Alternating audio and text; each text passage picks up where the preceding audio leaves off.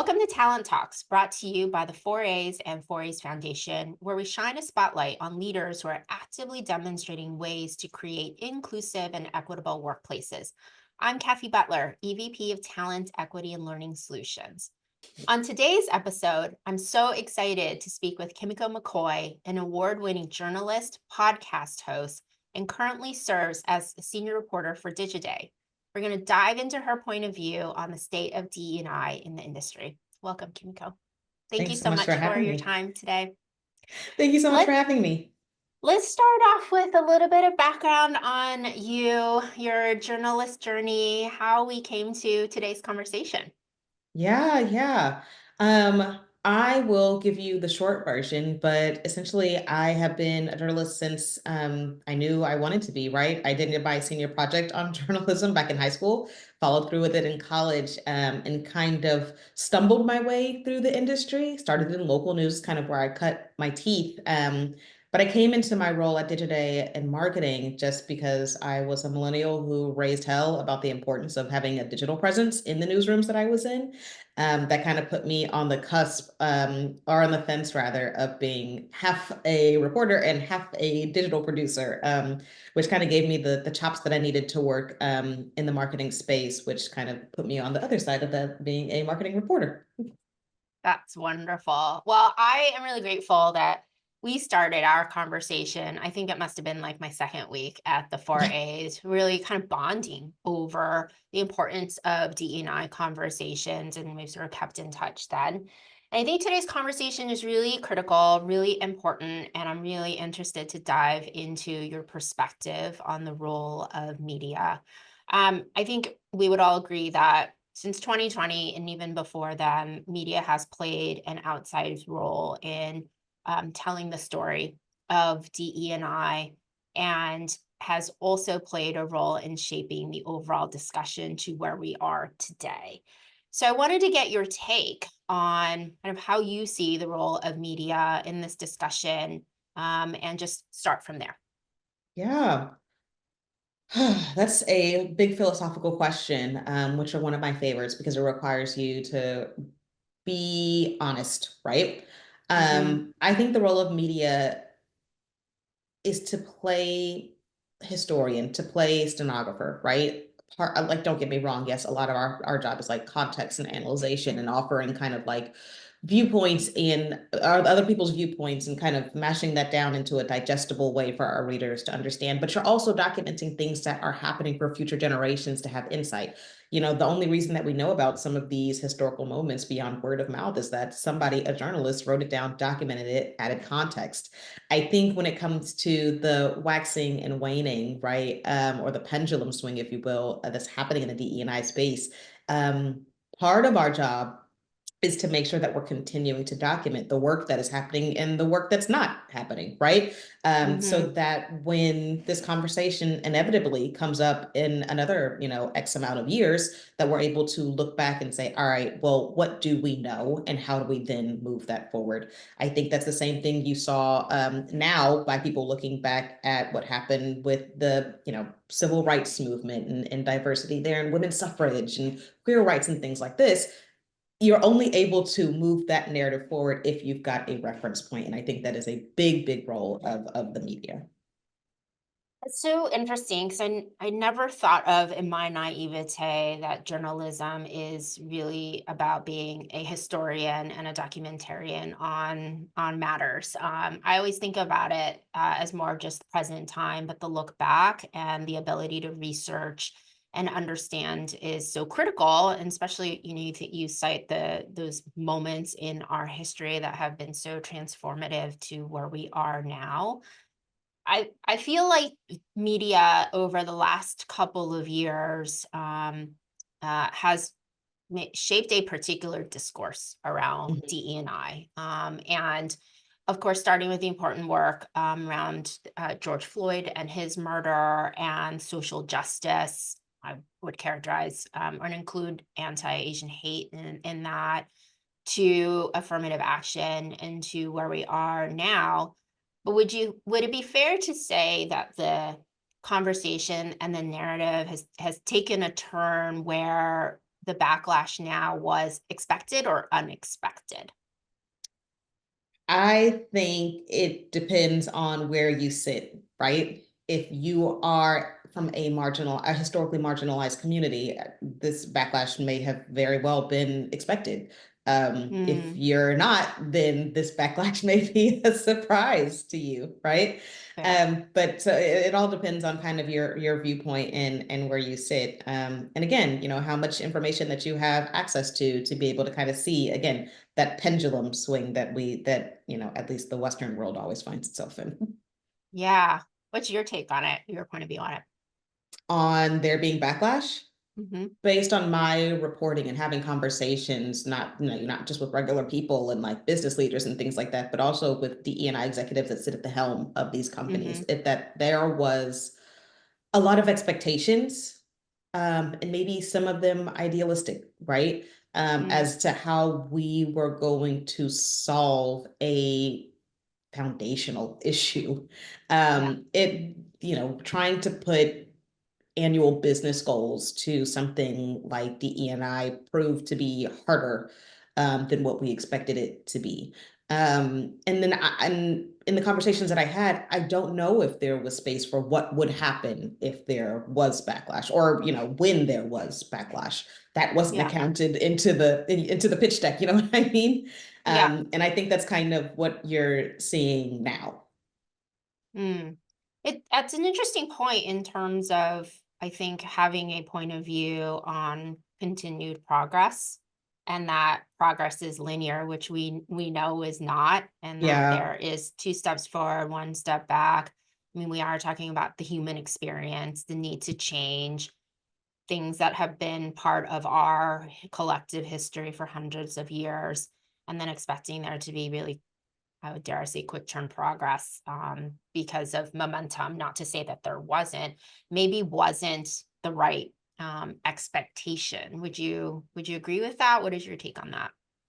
Yeah, like I said, I mean, this is it is a one step forward, two or three steps back, kind of thing. And I think in our data obsessed, ROI driven world now, when Hmm. something, whether it be DE&I, whether it be a campaign or whatever the case may be, if it doesn't immediately pan out, if it doesn't immediately drive business revenue, whatever your goals are, I think this industry maybe has a habit of kind of shutting that down. It didn't work, cut it off, pivot. And I don't know if that's the right approach to take to, again, the human experience, right? Hmm. So I think, it would take somebody's gonna have to go back to the drawing board. I agree, wholeheartedly, in terms of progress and innovation, and then yet an undercurrent of like kind of the constant need to be relentless about it. And I think that the media has a role to also play in telling both sides of that story. I feel like, though, maybe because I'm on a particular side of this conversation, Mhm. I'm really only seeing some of the challenging situations. I mean, that was also part of the impetus for these talent talks, is because in our space and in championing future growth for talent, I know that there is innovation. I see it, I hear stories about it, and the ability to be able to talk about that, I think, is critical to staying motivated, but also knowing that there are other additional new kind of different ways to do things as well. We don't often hear those stories in the media, though. So, inevitably, my question is, how do we have those conversations? How do we shine that spotlight? How do we change that narrative? Another philosophical question, which is a really good one. I think as I've spent my career as a journalist, I completely understand the grievance where it's just like, why isn't anyone talking about this, right? Hmm. Why is the only negative news the one being covered? I think one, you have to keep in mind that newsrooms in general have been decimated over the last couple of years. Resources are a lot more limited than they have been historically, right? Making the decision to report on something on, X versus Y, a lot Hmm. more a lot more impactful than what it would have been a couple of years ago when you had the resource to be able to do this. Do I send my reporter Sure. to cover this that I know was going to get clicks, that I know was going to be an impactful story, or do I have them, continue down the beaten path here and see if they can drum something up and see what the impact is. It's a lot of decision making that happens, with, like I said, limited resources. Hmm. I think the role of the media is one to, and this is something that we've been preaching for ages, is to just to make sure that you've got a newsroom that reflects the people that you're serving. And I feel like once Mm, you do that, it makes it less of a decision making process and more just inherently of what you do. I don't get to hmm. separate being a woman. I don't get to separate being a woman of color. Naturally, those things kind of come into my purview for those stories, which makes it easier for me to justify or pitch those stories and to kind of keep on that drum beat. Whereas to, somebody who's from a different community would have a different experience. Yeah, I appreciate you saying that so much. Just recognizing the business of media. I think that that's absolutely true. But also the decline in resources dedicated to conversations like we're having today to DE&I. I think that was one of the first things that you and I talked about when we first met. Is that there are fewer resources than ever before covering this beat, and I think you said it earlier, but I'll just ask it again for directly. Is it what keeps you motivated to be part of this conversation to still report on DE&I? Yeah, like I said, every day I wake up in my skin, and Yeah. that is the only lens that I see through. So to me, it's not I need to be covering DEI. It's this is part of my experience. These stories come to me naturally, and that is why it makes sense for me to then cover it, right? Hmm. But it also, I think it matters. I have a newsroom that's incredibly supportive. I'm not the only one covering this space. We've got other Hmm. reporters that cover it from an agency perspective. We got reporters that cover it from a publishing perspective and whatnot. So there's a newsroom wide effort to do that. Thankfully, we have the resources to do it. But again, it's a bottom up and top down approach for it. Hmm. Absolutely. I think that's so important. And I think that's always why I'm so excited to be able to talk to you. Certainly your personal investment into it, but just, within your newsroom as well.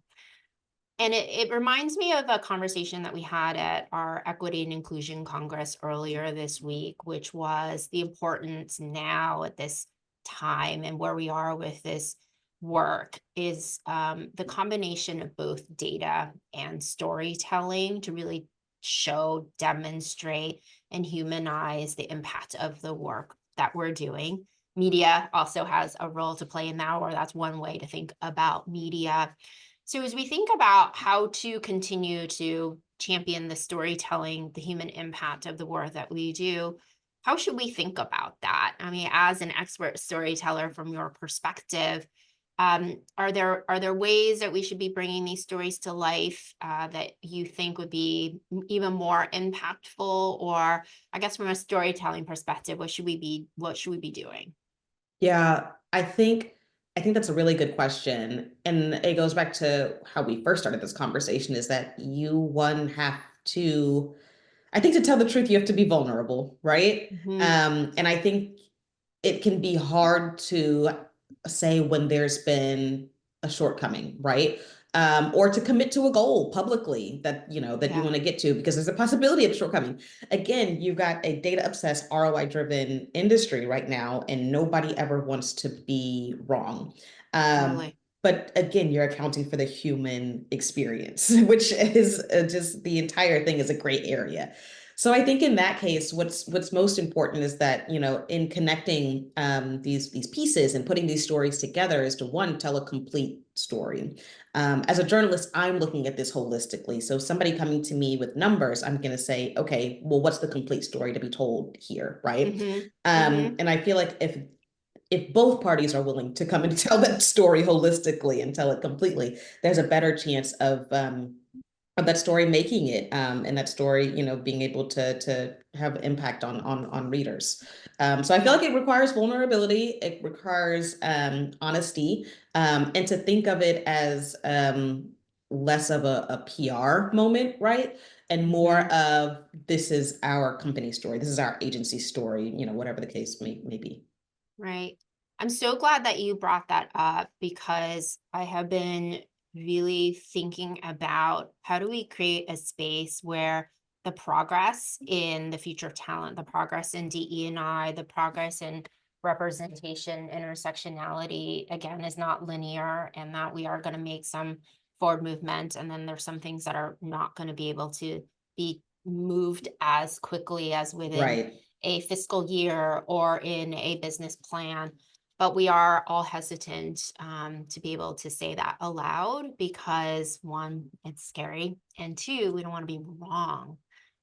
Media also has a role to play in creating, I think, a conversation of you've made some progress and you're being transparent about where you are. Is there that, I don't know, dare I say, safe space to be vulnerable? Or is that, do you think that that's the conversation to be had within your organization and be okay with it there? Well, I think the same thing applies for media organizations, right? You've got less resources, advertising revenue for well, for many newsrooms has dwindled. And again, it comes down to the idea of like what's going to pop on that page, what's going to bring in the clicks. But I think, in the same vein that you have to account for the human experience on, the company side, you have to account for it on the media side too as well, where it's like, okay, this story may not be the story that leads the site, but it's an important story to be told. If you look at it as a local news level, right? Hmm. Everybody is going to wake up first thing Sunday morning and run to the section that talks about, what happened at last night's city council meeting, right? Or Yeah. what happened at last night's school board meeting. They're going to the sports page or, what's happening in my area this weekend. But that doesn't make last night's city council meeting any less important. That doesn't make last night's school board meeting any less important. It's still something that needs to be documented and told. Hmm. I think Hmm. it's the same application here. It may not be the story Mm. that is the so-called juicy scoop. It may not be the one that gets you a million bajillion clicks on the site, but it doesn't necessarily make it any less of an important story to be told. We are still required to be a documenter of what's happening. That's right. That speaks to your approach and what you said so smartly around it being documenting history or being able to create the information for future when it's important to be able to tell that, I guess, wherever you are in the arc of the story. And I hadn't thought about it in the I guess equivalency of the school board meeting or local news, and it makes so much sense because that those stories appeal to a particular audience that's looking for that information as well. They may not always be looking at the front page, or that might not always be relevant to them, but it's still, like you said, an important story to tell. Thank you for that. I hadn't thought about it in that way. I think we both agree that the future of talent will be built upon DE&I and the strength of DE&I and the work that we're doing to, make progress against the human experience. There was one quote from, again, the Equity and Inclusion Congress that we're doing the work to shape the experience for the future. And I couldn't agree with that more. So with that in mind, as a journalist who has and who keeps this beat as a focus, what are you optimistic about when it comes to DE&I, to the human experience, to the work that you and I both champion together? That is an interesting question, mostly because as a journalist, part of the job requirement is to be a pessimist. But No, not for this conversation.